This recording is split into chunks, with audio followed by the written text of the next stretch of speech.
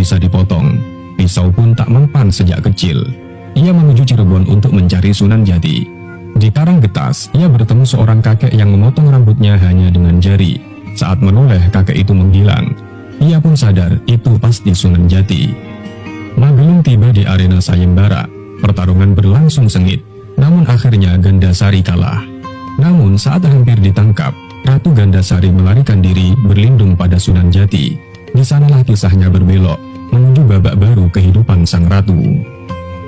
Akhirnya, Pangeran Magelung dijodohkan dengan Ratu Emas Gandasari. Namun mereka berjanji tidak akan berkumpul selagi masih di dunia, kecuali kelak di akhir zaman. Menurut kitab Babul, kediaman Ratu Emas Gandasari tidak hanya satu. Kadang-kadang ia berada di Pulau Kuntul atau Bangau.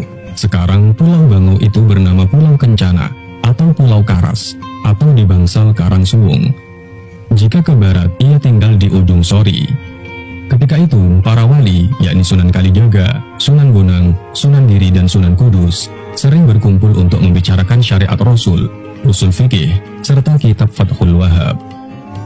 Dikisahkan, kerajaan Galuh bersiap menyerang Cirebon. Raja Galuh memanggil para pembesarnya seperti Sahyang Gempol, Sahyang Sutem, Celengigel, Dalam Ciomas, dan Dalam Kiban untuk membahas rencana terhadap Cirebon yang dipimpin Sunan Jati.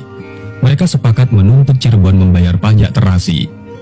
Para panglima Galuh termasuk Sahyang Gempol dan kawan-kawan mulai bersiap. Setelah semuanya siap, pasukan Galuh bergerak menuju Cirebon.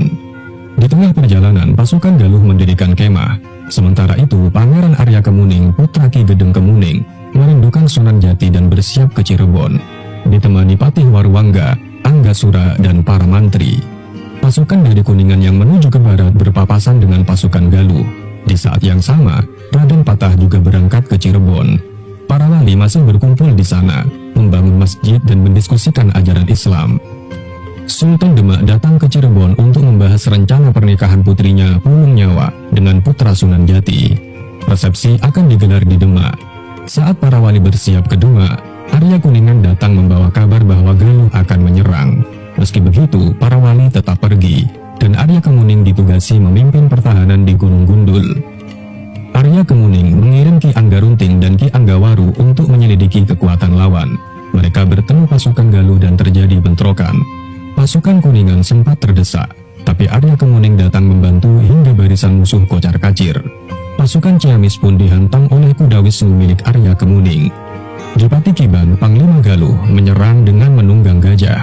Serangan itu dihadapi langsung oleh Dalam Kuningan. Arya Kemuning yang naik kuda Wisnu bertarung sengit melawan Dipati Kiban yang mengendarai